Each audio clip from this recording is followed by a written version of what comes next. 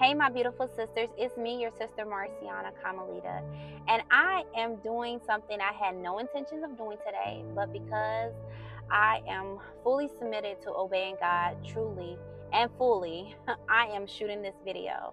Today is March the 3rd, 2026, and this is truly a day of reflection for me. You may say, what are you reflecting on? Well, let me tell you. On March the 3rd, 2007, 19 years ago, I, Marciana, walked into a Planned Parenthood located in Nashville, Tennessee, and terminated a pregnancy.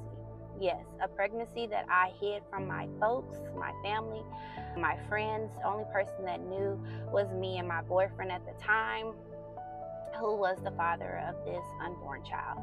I decided, because I did not want to face the consequences of my actions, of my sin, the consequences of my sin, especially being a believer, I decided the best way I can eliminate the shame, the guilt, as well as the ridicule of being a teen mom would be to erase the truth, not face the truth. When I say erase the truth, meaning act as if it never happened.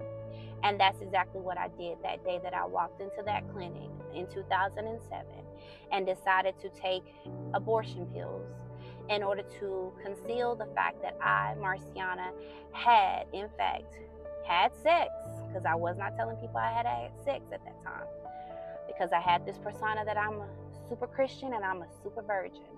But yes, that I not only had sex, but I actually conceived. And even in that consumption, I decided, hey, the best thing that I can do for me in this situation is to eliminate. And that's exactly what I did.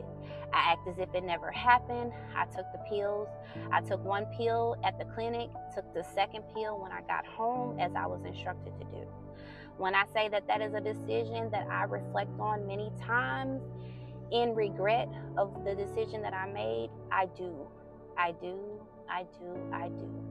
But we know the word where it talks about in Romans 8:28, for all things work together for them who love the Lord and who are called according to his purpose. Back then, I felt like hell was my eternal resting place. I felt like I did not deserve forgiveness. I felt like redemption was no longer afforded to me because I committed such a heinous sin as far as terminating life that was living on the inside of me. But because of God's mercy and because of his grace, he allowed someone that didn't even know me speak life into me in a dead situation, speak life into me in my college apartment. I was going to say dorm, but it was actually a college apartment, who spoke life into me and told me that I was not my decision, nor was I going to be condemned to hell for eternity. But in that moment, God gave me something that was so precious to me, and that was grace. He showed me his grace and he showed me his mercy. And so as I reflect on just how that broken girl felt during that time, and being able to say 19 years later that I'm sitting here in the soundness of mind, I no longer hold on to the condemnation that the enemy placed on me on that day. I no longer hold on to the what ifs, wish I woulda, shoulda, coulda. I no longer hold on to that, but I walk in the integrity of the Lord. I walk in his peace. I walk in his comfort, and knowing that even though I made a decision that I do regret even to this day making, he is still a God that looks high and looks low, and he is still a God that wants to redeem and bring us back close to him.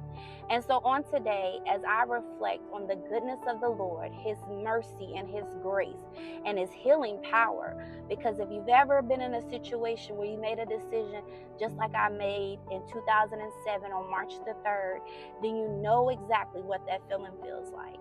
And even as I am approaching the later parts of my 30s, even now, I reflect on, man, Lord, even that broken girl was able to be restored. And I stand firmly as a daughter of the Most High God who is walking in healing. I choose healing each and every day. Why? Because that is my portion. When he died on that cross and he made that ultimate sacrifice for me, he said that by his stripes I am healed.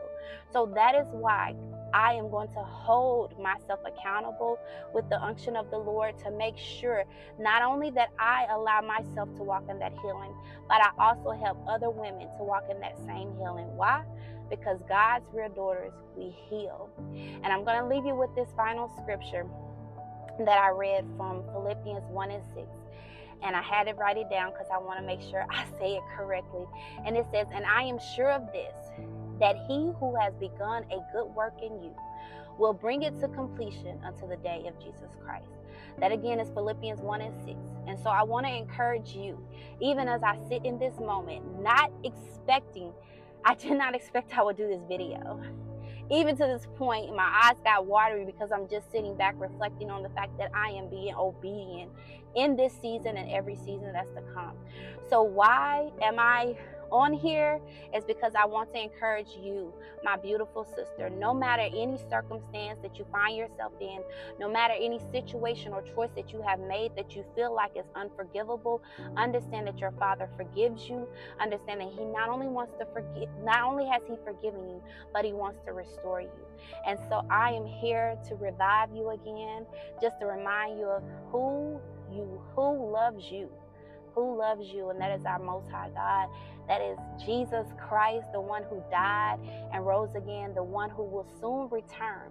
And so take courage in knowing that regardless of what you have been in or what you are currently going through, God is able to restore, and he is more than able to heal.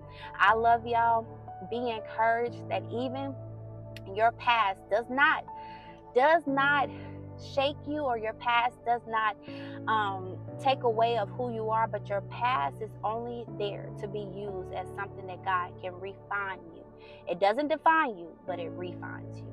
So I love y'all. Be encouraged that as you continue to walk this thing out, walk it with Christ, because that's the best decision you'll ever make in your life.